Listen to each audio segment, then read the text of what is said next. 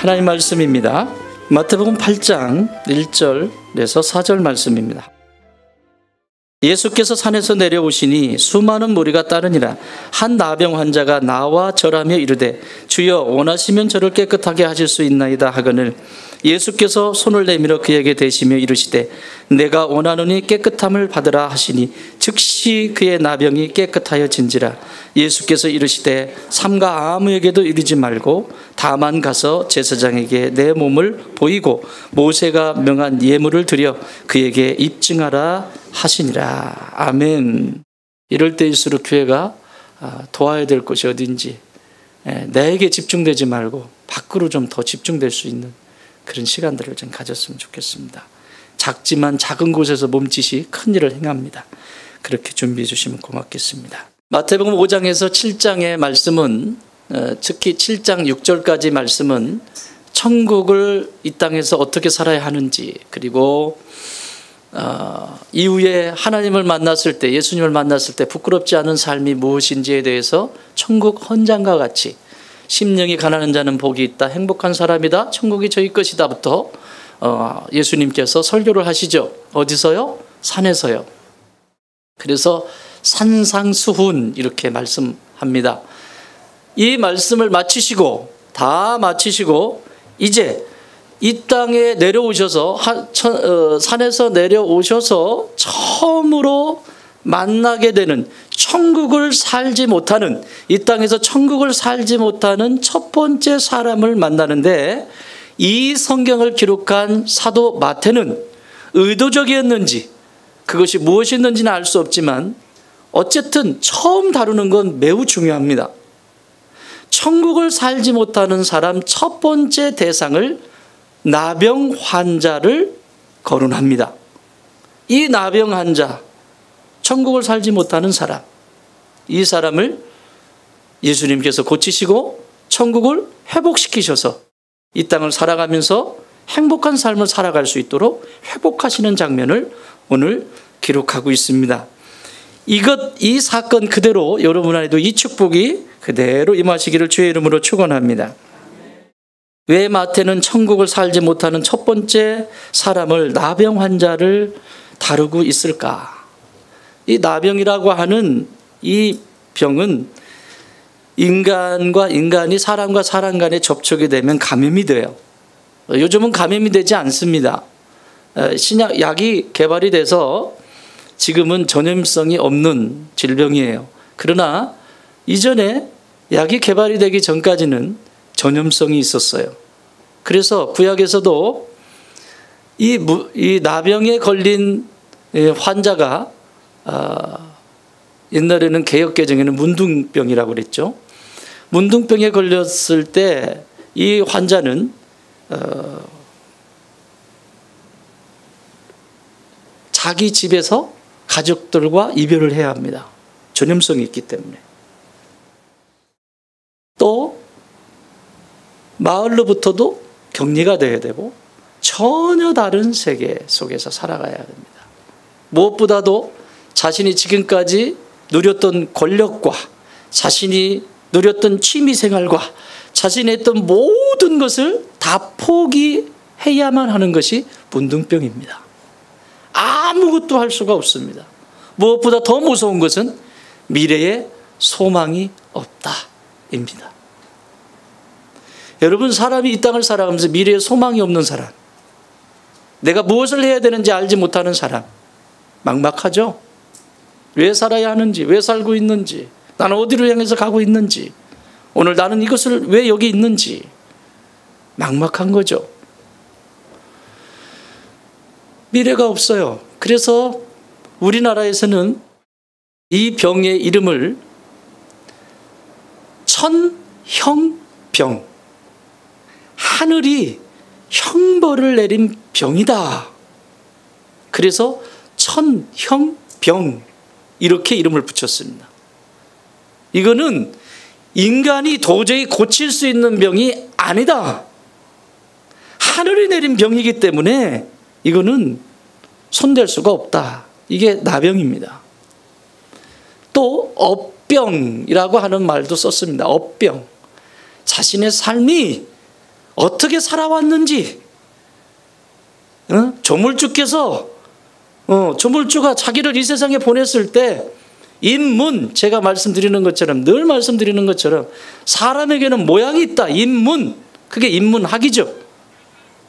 사람이 사람다운 것, 인문, 사람의 모양답게 살아가는 것, 그것을 떠나 자기 마음대로 살아버린 인생들에게 주는 질병이다.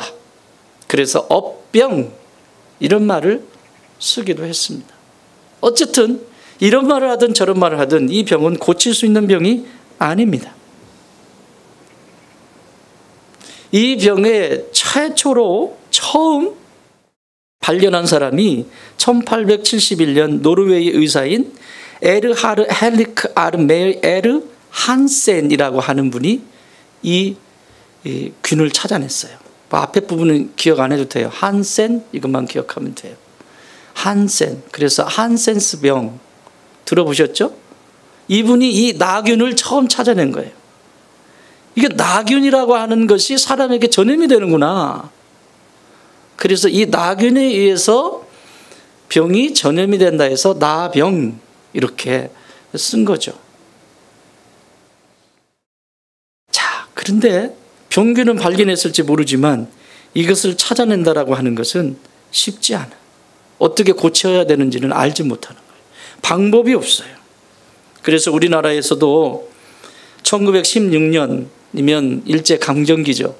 오늘 3.1절인데 국가의 모든 자주권을 다 잃어버리고 그냥 노예로 살아가는 그 민족들 앞에서 자신의 소리를 내고 그렇게 외쳤던 그 외침이 오늘 저와 여러분이 여기 있는 것이죠. 이 일제강점기인 1916년에 일본 총독 부령으로 나요양소라고 하는 것을 개소를 해요. 그래서 나병 환자들을 다 거기 그때에도 많았으니까. 그리고 우리나라의 소록도라고 하는 곳을 아시죠? 이곳에 나병에 걸린 사람들은 사회에 어려움을 주는 존재다. 이건 전염병이다. 그래서 한 곳에 모았어요. 지금은 다리가 놓여졌지만 옛날엔 다리가 없습니다. 거기에 배를 타고 내려놓으면 나올 수가 없습니다. 제가 그래서 이 설교를 준비하면서 그 마리안느와 마가렛의 다큐멘터리를 약 1시간 정도 되는 다큐멘터리를 다시 보면서 얼마나 울었나 몰라요. 이 마가렛과 마리안느는 호주분이에요. 오스트레일리아. 호주분인데 오늘 일부 예배 때도 얘기했는데 저희 딸 아이들만한 나이, 우리 충만이 이런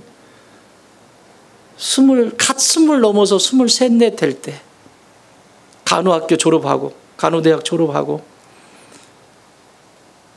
하나님의 부활의 신앙, 예수 그리스도께서 부활하셨다라고 하는 이 부활 신앙이 너무 강력하게 자신 안에 도전을 받게 되고 예수님이 제자들의 발을 씻기신 것이 그것 하나면 충분하다. 하나님의 사랑은 저 십자가의 사랑이면 충분하고 넘친다. 무엇 하나 부족하지 않다. 내가 어떻게 드릴 수 있을까? 나의 이렇게 지금 이 간호학교를 졸업하면서 내가 배운 이것을 어떻게 쓰일 수 있을까? 고민하다가 선교사로 떠나기로 결정을 하죠. 그리고 나선 곳이 소록도입니다.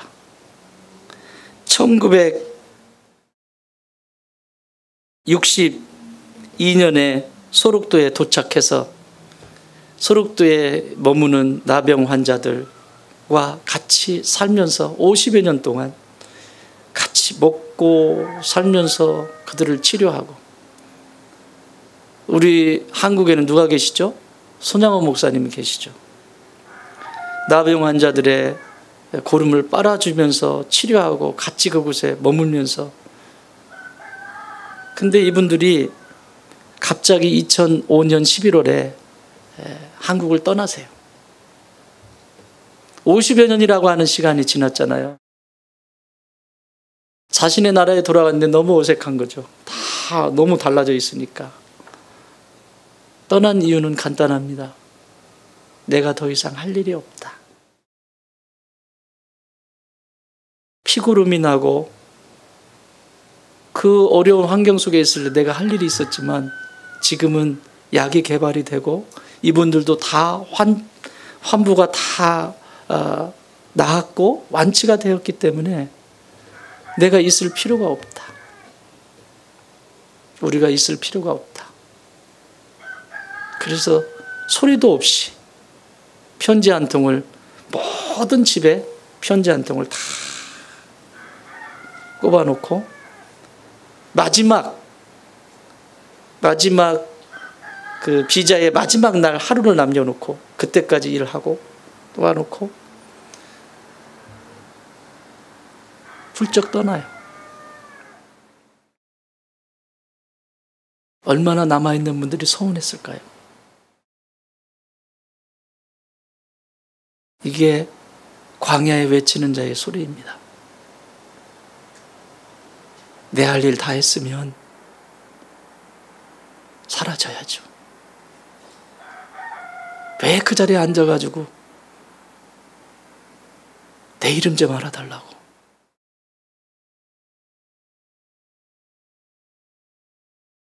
소리는 사라지는 겁니다. 소리가 남아있으면 환청이 돼요. PD가 그분들 고향에 가셔서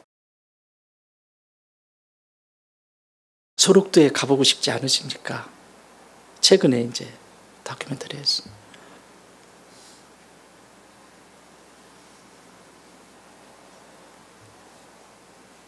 왜요? 우리가 거길 가게 되면 사람들이 우리를 추앙할 거라는 거예요.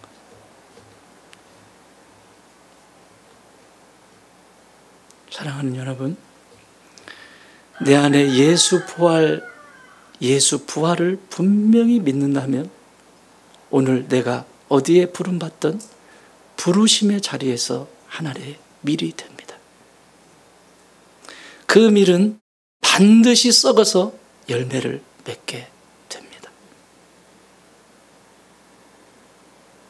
되어져 있는 것을 누리는 것은 누구나 할 수 있지만 되어져가는 과정 속에서 밀알이 되는 건, 거름이 되는 건 고통입니다. 엄마와 아빠가 헤어집니다.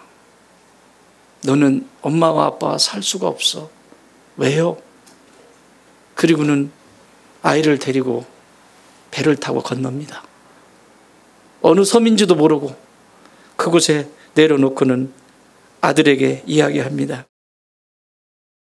절대로 이 길을 보고 그대로 걸어가거라. 절대로 뒤를 돌아보지 마라.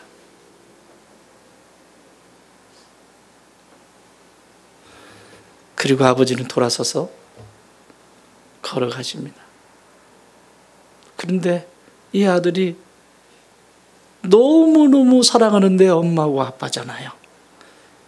문둥병에 걸린 이 아들이 자신은 왜 떨어져야 되는지, 이게 문둥병인지 뭔지도 모르면서 뒤를 돌아봤는데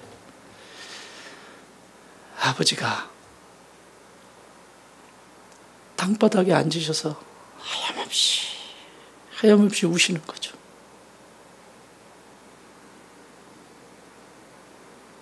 아빠 왜 그러세요? 이 녀석이 어서 가라니까.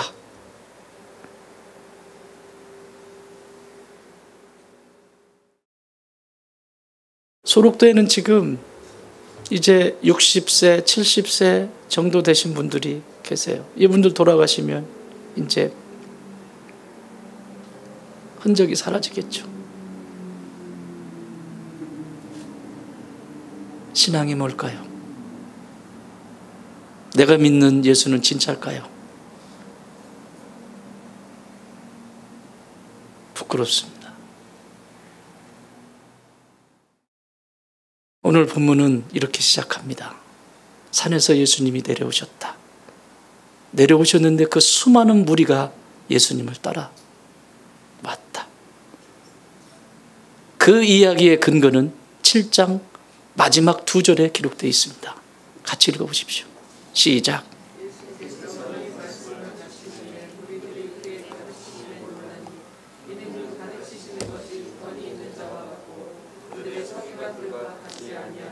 이것 때문에 따랐습니다. 내가 지금까지 들었던 설교가 아니었다. 내가 지금까지 들었던 얘기가 아니었다. 서기관들과 지금까지 했던 저 사람들의 말과는 전혀 다른 얘기다. 그래서 수없이 많은 군중들이 따라다닙니다. 그런데 여러분 잘 아시는 것처럼 예수님의 주변에는 3개의 그룹이 있었어요. 첫 번째는 사도, 12명의 사도. 두 번째는 70명의 제자. 세 번째는 여기 나와 있는 수없이 많은 무리. 결국 이들은 자신에게 유익이 되지 않고 자신들에게 어려움이 될 때, 예수님을 십자가에 못 박을 때 한패가 되었던 사람들. 오늘날로 말하면 교회에 위기가 있고 어려움이 있을 때 아무것도 아닌, 사라져버리면 끝나버리는 이런 일들이 일어나게 되는 것이죠. 오늘 교회는 어떻습니까? 오늘 이 땅의 교회는 목사부터 태풍이 와도 무엇이 와도 교회를 누가 지켜야 돼요? 목사가 지킨다고요? 맞습니다. 목사는 주님의 몸이니까 마땅히 지켜야죠. 그렇지만 왜 일꾼을 세우죠? 왜 장로로 임직받고, 왜 권사로 임직받고, 왜 안수집사로 임직받습니까? 교회 지키라고. 이유는 딱 하나예요. 하나예요. 이걸 잊어버리면 큰일 납니다. 다 떠난다 할지라도, 다 아니라 할지라도 그곳에서 묵묵히 떨어지는 빗방울을 막아설 수 있는 사람이 되어달라고 세운 일꾼이 장로, 권사, 안수집사입니다.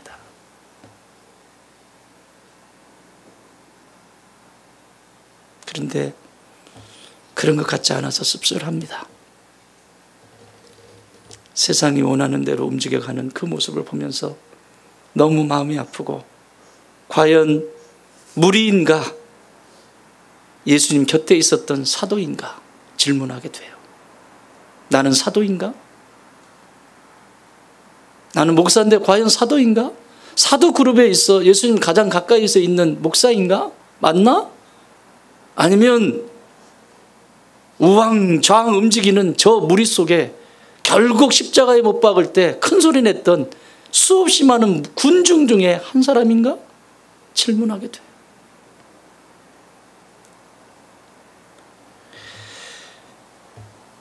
사도는 사도의 길을 걸어가는 거죠.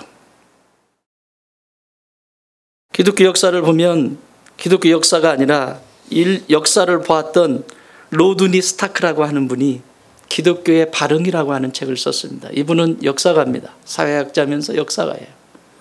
기독교인이 아닙니다. 기독교인이 쓴 것이 아니에요.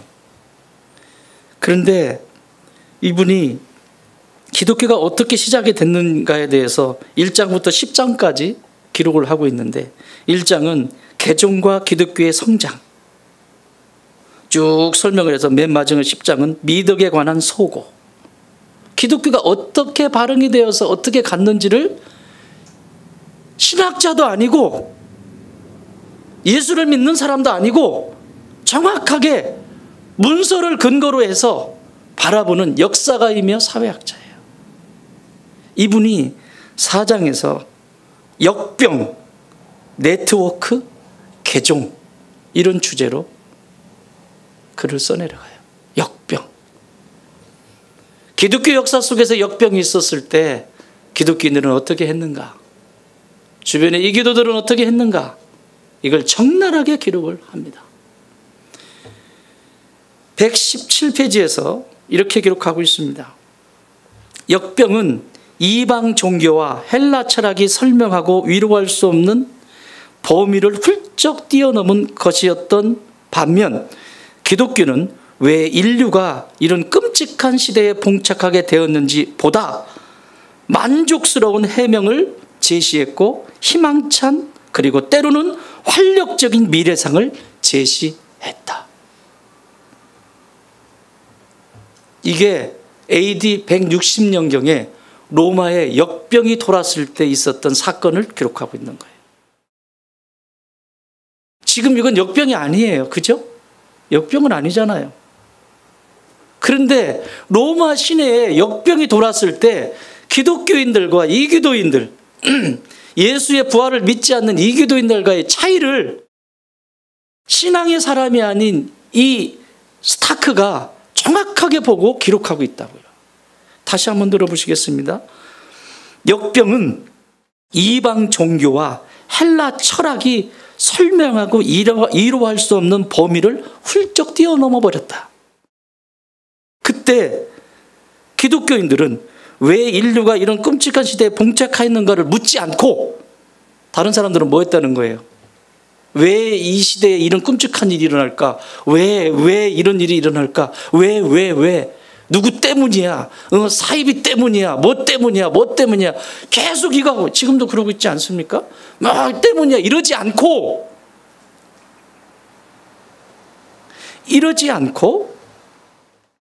보다 더 만족스러운 해명을 제시했고 희망찬 그리고 때로는 활력적인 미래상을 제시했다. 그 뒤에 쭉 보면 어떻게 하냐면 이렇게 그룹이 있어요. 우리가 초대교회라고 생각합니다. 160명이 초대교회예요. 초대교회인데 역병이 걸렸어요. 성도 중에 하나. 자, 여기서 그냥 쉽게 설명할게요. 여기서 그냥 코로나에 한 명이 걸렸어요. 어떻게 하실래요? 막 생각이 복잡해지죠, 지금? 자, 공동체 안에 역병에 걸린 사람이 한 사람이 있어요. 그 한 사람을 온 성도들이 몸에 좋은 것, 이것을 어떻게 영양분이 떨어졌으면 영양분을 공급해주고 이 사람은 이렇게 알아보고 저 사람은 저렇게 알아보고 온 교회, 우리 몸이 아프면 모든 유기체가 여기에 모이잖아요. 여기 딱 그어보세요. 아프면 여기로 모이죠. 이게 지체라고 하는 개념이에요. 기독교는 이런 개념이 살아있어야 되는 거예요. 여기가 아프면 여기에 온 신경이 가 있듯이 한 지체가 아프면 거기에 신경이 다 가 있어야 이게 살아있는 교회라고. 그런데 어떻게 잘라낼까? 어떻게 없애버릴까? 저렇게 속 썩이는데 저걸 어떻게 잘라낼까? 어떻게 없애버릴까? 요 궁리를 하고 있다라고 하는 것은 이기도들이다. 이기도들은 자신들 안에도 질병을 앓는 사람들이 있었겠죠. 역병이. 그들을 버리고 다 도망갔다는 거예요. 자기가 살기 위해서. 다 도망갈 뿐만 아니라 로마 시내에 그 수없이 많은 역병으로 인해 죽어가는 그 시체들을 밟고 그냥 다 도망가 버렸다는 거죠. 병사들도 도망가고. 그런데 희망이 되고 새로운 해법을 제시했던 기독교인들은 자신들의 신앙 공동체 안에서 그 한 사람을 살려내기 위해서 자기도 같이 그 병에 걸리기도 했고, 또 더 나가서 로마의 그 쓰러져 있는 길거리에 쓰러져 있는 시신들을 본인들이 들것에 들어서 시신들을 수습해주고, 그리고 그 질병에 걸려서 같이 죽기도 하고, 이것이 초대 기독교인들이었다라고 스타크는 기록하고 있어요. 이게 이기도와 기독교의 차이다라고 명확하게 얘기해요. 117페이지 뒷줄에 보면 이렇게 기록되어 있어요. 재앙이 닥쳤을 때 기독교인은 더 훌륭하게 대처했고 그 결과는 월등히 높은 생존율을 보여주었다. 살겠다고 도망간 이기도들은 생존수가 적었다는 거죠. 그런데 이들을 위해서 헌신하고 부활신앙 붙들고 희생했던 그리스도인들은 생존율이 어마어마하게 높았다, 이렇게 기록하고 있습니다. 성경 구절이 생각나지 않습니까? 살려고 하면, 나를 위해서 죽으면 다시 살리라.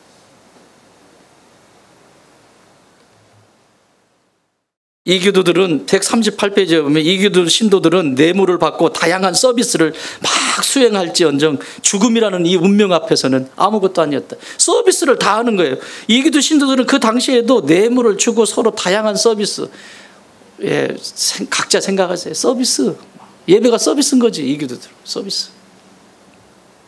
그런데 죽음에 대한, 바로 이 역병과 같은 죽음 앞에 섰을 때 담대히 자신을 내어줄 수 있는 이 신앙에 대해서는 아무것도 없었다. 그러나 기독교인들은 그 다음 죽음이 앞에 있을 때의 그 부활의 신앙을 붙들고 그들은 견고하게 서 있었다. 오늘 저와 여러분에게 다시 한번 생각하게 하는 대목입니다. 그냥 말하면 뭐 안 되잖아요. 여러분, 역사를 알아야 되는 이유는 그 역사를 알면 오늘 어떻게 우리가 대처해야 되는지를 볼 수 있어요. 국가가 지원하는, 세상이 말하는, 어떤 사람이 말하는, 이웃에서 뭐가 말하는 그대로 따라가는 것이 아니라 이 역사 속에서 어떻게 기독교인들은 대처했고 교회는 어떻게 반응을 하였고 어떻게 했는지를 보고 오늘을 결정해야죠. 그렇지 않습니까?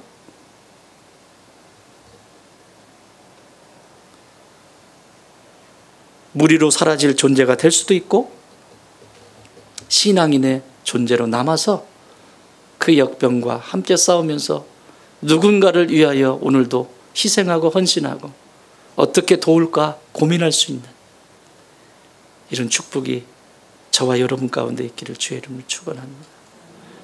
2절에서 이렇게 말씀합니다. 한 나병 환자가 나와서 절하며 이르되, 이런 가운데 나병 환자가 나온 거죠. 주여 원하시면 저를 깨끗하게 하실 수 있나이다. 한 나병 환자, 2명도 아니에요. 한 명이 나병 환자가 나왔어요. 누구 앞에? 예수님 앞에 나왔습니다. 절했다라고 합니다. 이게 절이라고 하는 것이 무릎 꿇는다는 거예요. 넬트예요. 그냥 무릎 꿇었다. 무릎 꿇었다. 그냥 무릎 꿇었다. 올 수 있는 상황이 아닙니다. 이 수많은 상황. 여러분, 구약의 문둥병에 걸린, 나병에 걸리면 저게 정상인이 저 50m, 약 50m 거리 정도 떨어진 데에서부터 나는 부정하다 해야 됩니다. 이렇게. 만약에 가까이 와서 부정한 나병에 걸려 있는데 그 말을 하지 않으면 그걸 발각됐을 시에는 돌로 쳐서 이 사람을 죽여도 전혀 문제가 되지 않습니다. 합법적입니다. 이게 율법으로 아예 만들어 놨어요. 왜냐하면 전염성이 있으니까. 그래서 서로 건강할 수 있도록 하나님께서 율법으로 아예 주셨다니까요. 그런데 이 사람은 지금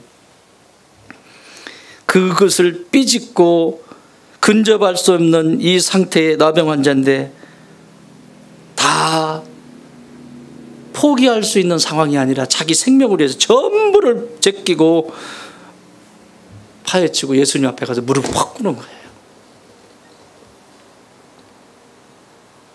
사랑하는 여러분, 신앙은 간절함입니다.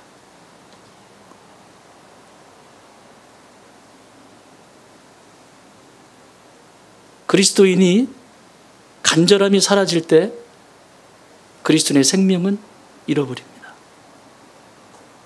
말씀을 알고자 하는 간절함, 기도의 자리에서 주님과 동행하고 싶고 말씀 나누고 싶은, 대화하고 싶은, 교제하고 싶은 간절함, 주의 성전에서 형제 자매들과 함께 교제하며 주님의 기쁨을 위해서 어떻게 쓰임받을까 간절함. 이 간절함이 사라지면 기독교인이 아닙니다. 이력서에 석줄 들어간 기독교인입니다. 아무 능력이 나타나지 않습니다. 오시아가 이 나병에 걸려가지고 마지막까지 죽을 때까지 아들 요담이 섭정하게 되잖아요. 왜 문둥병에 걸렸었죠? 지성소에, 대제사장만 들어가는 지성소에 자신이 분향 향을 가지고 지성소에 그만 들어가고 말아요. 내가 왕인데 누구만 들어갈 수 있어요? 지성소는 대제사장.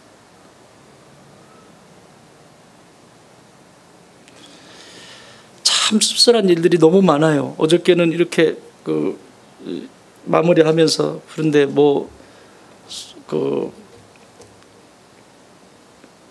설교를 이제 교회를 못 가시는 분들을 위해서 어느 핏불 어느 기독교 어떤 그 사이트인데 어디에서 예배를 실황을 해줍니다. 그러는데 예배 실황하는 예배의 말씀을 선포하는 분이 목사님이 아니에요. 요즘 근래에 잘 나가는 선교사예요. 신학을 한 적도 없고 교육을 받아본 적도 없고 그냥 뜬 거예요. 순식간에 떴는데 어떻게 그 예배라고 거기서 말씀을 전하고 속상하더라고요. 이야, 막 가는구나. 요즘 진짜 막 가는구나. 어떡하지? 여러분 정말 기도해 주세요. 답답합니다.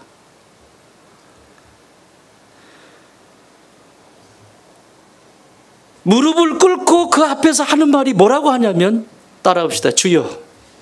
주여. 여러분 주라고 부르지 않아요. 예수님의 제자들도 선생님이라고 했어요. 선생님. 선생님은 스승이야. 랍비. 선생님이라고 했다고요. 예수님의 제자들도 주여라고 하지 않았다고요. 선생님 이렇게 불렀어요. 그런데 이 나병에 걸린 이 환자는, 이 병자는 무릎을 꿇고 하는 말이 주여, 로드, 주여. 여러분 이 주님이라고 이름을 부를, 이 호칭을 부를 수 있는 왕밖에 없어요. 왕. 유대의 왕이든지 이스라엘의 왕이든지 로마의 왕이든지 황제든지 왕에게만 부를 수 있는 호칭이 로드예요. 주여, 나의 왕이시여.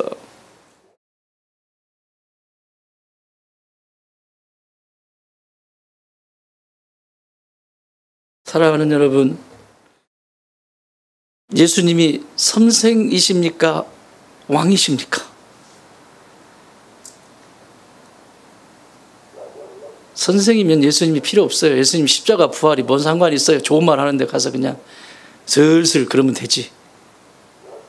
그렇지 않아요? 예수님이 왕이시라고 하는 것은 왕의 어명을 받아서 살아가는 존재라고 하는 거예요. 나는 백성이다. 왕의 어명이 떨어지면 그대로 이루어지는 것을 나는 믿고 그대로 할 것이다. 그래서 여기 이 환자가 뭐라고 그 다음에 얘기하냐면 주여 원하시면 저를 깨끗하게 하실 수 있습니다. 주여 원하시면, 뭐 하시면? 원하시면. 이게 영문 성경에는 당신의 뜻이라면, if you are willing, 당신의 뜻이라면, 나를 고치시는 것이, 지금 이 상황 속에 있는 이 문제를, 이것을 해결하시는 것이 당신의 뜻이라면. 근데 더 놀라운 사실은 이 다음 절에서 뭐라고 얘기하냐면 예수님이 질문한 대로 대답해 주세요. You are willing. 그러니까 뭐라고 말씀하신 줄 아세요? I am willing. 내 뜻이다.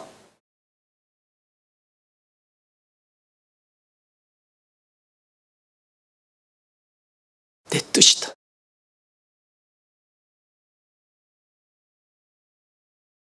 당신의 뜻이라면 나를 고쳐줄 수 있습니다. 그리고 뭐라고 하냐면 저를 깨끗하게, 당신이라면 저를 깨끗하게 하실 수 있습니다. 당신만이 나를 깨끗하게 하실 수 있습니다. 막 심장이 뛰지 않아요?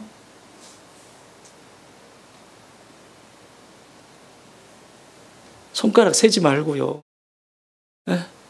그냥 맡기세요. 진짜 당신의 뜻이라면 말씀하시잖아요.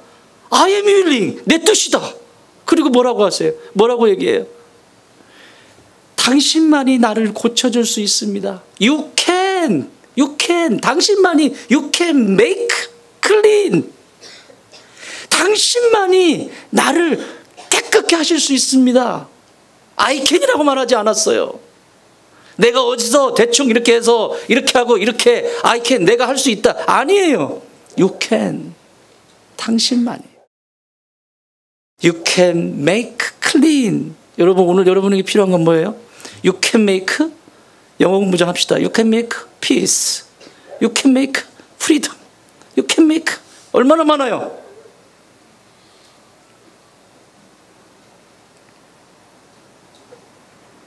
따라합시다. 주님만이 하실 수 있습니다. 두려워하지 마세요. 주님만이 하실 수 있어요. 내 자리가 어디인지, 나를 부르신 하나님은 어떤 분인지 그걸 명확히 한다면 우리는 그곳에서 주님이라 부르고 그 주께서 이루실 것을 믿고 앞으로 한 걸음 한 걸음 나가는 거죠. 예수님이 더 이상 선생이 아니라 그냥 이 세상의 철학이나 어떤 그곳에 사로잡혀 있는 그런 철학적인 수준이 아니라 예수님은 나의 주님이십니다. 예수님만이 나의 소망이십니다. 예수님만이 나의 평화이십니다. 예수님만이 나를 깨끗게 하실 수 있습니다. 마스크 하면 아멘도 안 나오나요?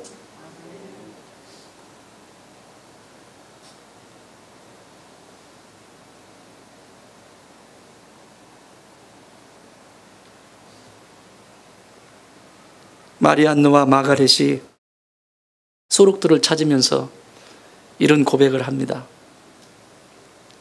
나를 매일 경탄하게 하는 것은 하나님이 희망이시라는 것입니다. 이것이 나를 날마다 놀랍게 합니다.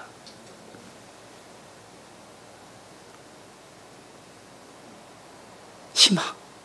누가 희망이시라고요? 예수 그리스도께서 희망이시기 때문에 내가 이 소록도에 온 것은 대단해서 내가 온 것이 아니라 예수님이 나의 소망이시고 예수님이 나의 전부이시기 때문에 내가 그 희망을 이들에게 조금이라도 나눠줄 수 있다면 내가 이곳에서 죽어도, 원래는 죽으시려고 그랬어요. 그런데 내가 할 일이 없다는 걸 알았어. 이제는 약도 개발이 되고 이 한국의 의사들도 훌륭한 의사 선생님들이 계시고 내가 할 수, 간호사 선생님들도 좋은 분들이 너무 많이 있고 내가 더 이상 있을 곳이 아니야. 그래서 떠나는 거예요. 광야에 외치는 자의 소리.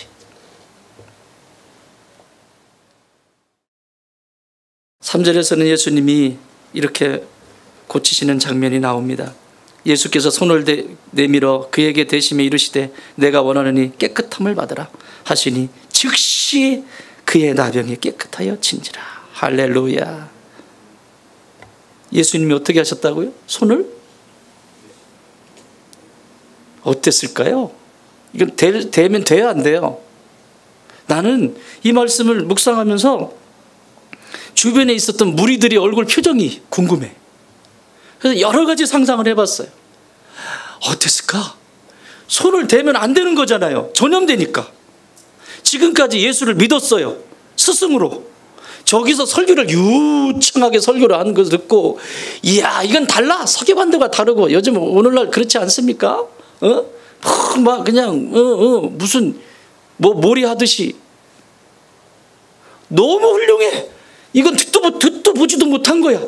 그래서 모여가지고 있는데 지금 나병 환자를 앞에 두고 가라고 하지도 않고 돌로 치지도 않고 어떻게 해요? 내가 예수께서 손을 내밀어, 손을 보세요. 손을 이렇게 내밀 때 어떤 표정이었을지. 손을 대는 순간 저렇게 나가면 안 돼요 하는 사람도 있었을 거고, 손을 절대 안 돼요 그리고 돌을 던지려고 하는 사람도 있을 거고, 끝났다. 저 손 닿으면 이제 끝났다. 진물이 찍찍 나오고 하는데, 그 더운데 근데 악취가 나고 그러는데 끝났다. 에이, 별 볼 일 없네. 간 사람도 있을 거고.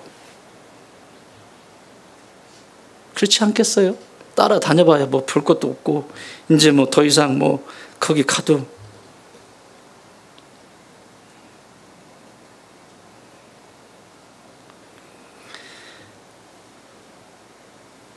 그런데 예수님은 내 뜻이다. 내가 고칠게. 그리고 명령합니다. 깨끗하게 될지어다. 여러분, 세상의 병균에 전염되는 사람이 있고요.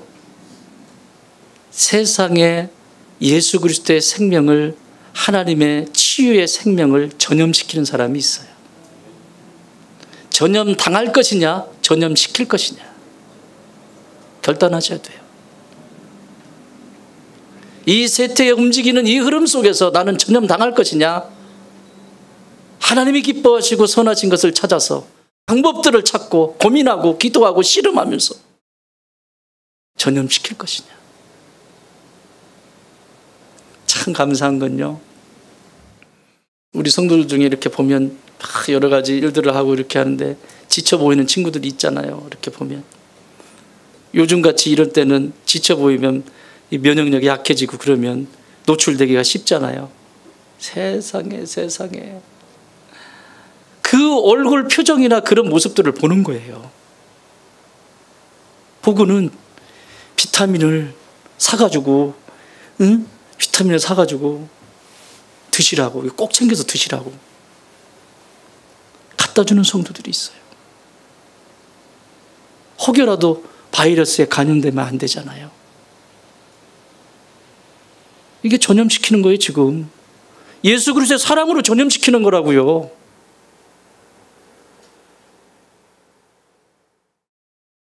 얼마나 이쁜지요.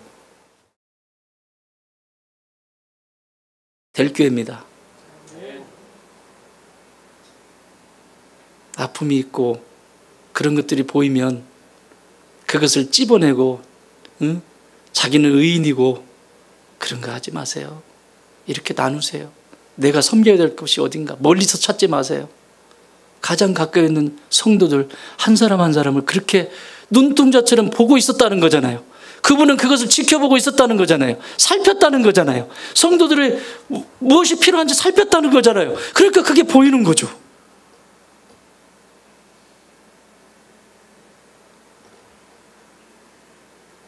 얼마나 행복하겠어요. 그 받으시는 분이.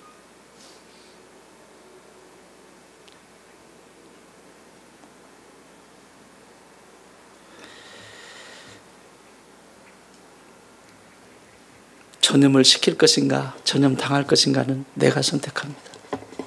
하나님의 뜻은 언제나 그렇게 흘러가니까요. 항상 그렇게 해왔어요. 지금까지 하나님은 그 역사를 이루어왔고 언제나 그것을 보면서 하나님의 사람들을 쓰시고 이끌어 가시고 그러는 거죠. 마지막 절에서 뭐라고 말씀합니까? 너 고쳤다, 다 나았다, 이제는 누구한테 보여라? 제사장에게 보여라. 여러분, 이 시대의 제사장이 온전합니까? 온전해요? 형편없잖아요. 응? 이 시대의 성전이 성전다웠냐고요. 근데 예수님 뭐라고 하시죠? 성전으로 가라. 제사장에게 보여라.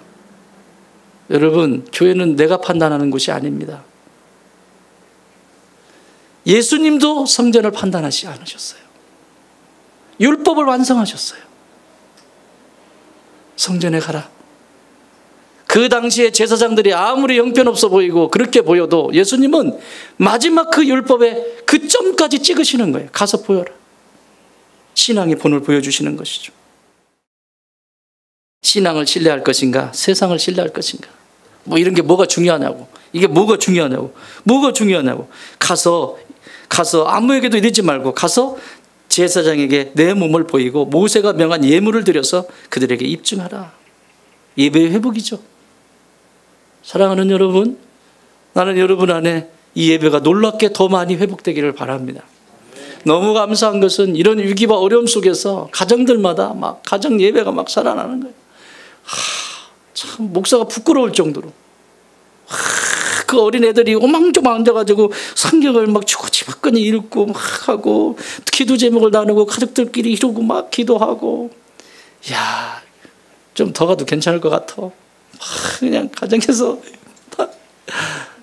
아유 진짜 감동이에요. 감동. 정말 어떻게 해서든지 그 예배를 소홀히 여기지 않고 어떻게 해서든지 하나님을 만나는 것에 내 삶을 드리려고 하는 가정들의 그 역사가 하나님이 보실 때 얼마나 이쁠까요? 교회 안 가면 끝. 뭐 거기서 뭘 어떻게 미래를 볼 수가 없어요.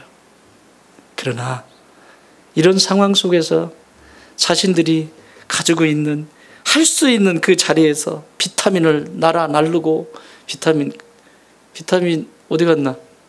비타민은 현은인데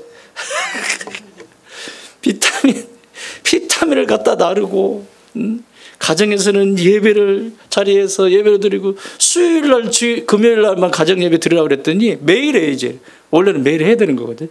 매일 우리 그 말씀 묵상집 있잖아요. 그거 펴놓고 매일 가족들이 모여가지고, 오히려 요즘 할 일도 없잖아. 할 일도 없으니까 아빠도 일찍 들어온대.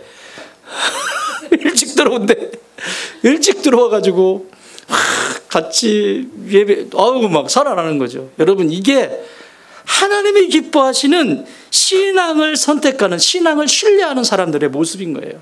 예수님이 선생이 아니라 예수님이 내 주인이 되시는 것이고, 나는 무리 중에 속하는 자가 아니라 12사도 가운데 서 있는 존재로 예수님 가장 가까이에서 예수님의 숨소리까지 들을 수 있는 내가 되기를 원합니다라고 하는 간절함들의 흔적들입니다. 잘하셨습니다. 앞으로도 이보다 더 좋은 방법들이 여러분 안에 있으면 찾으셔서 서로 동기부여하시고 힘을 실어주시고, 그래서 이 난국을 잘 헤쳐나가서 우리 하나님의 기쁨이 되기를 주의 이름으로 축원합니다. 말씀 정리합니다. 오늘 우리의 믿음을 보시고 부활하신 예수님께서 손을 내미시면서, 우리의 상황과 이 어려움 속에 손을 내미시면서 이렇게 다시 말씀하십니다. 왕이신 예수님께서 우리에게 말씀하십니다. 내가 원하노니 깨끗함을 받으라. 모든 것으로부터 깨끗게 되어지는 그 축복을 누리시길 주의 이름으로 축원합니다.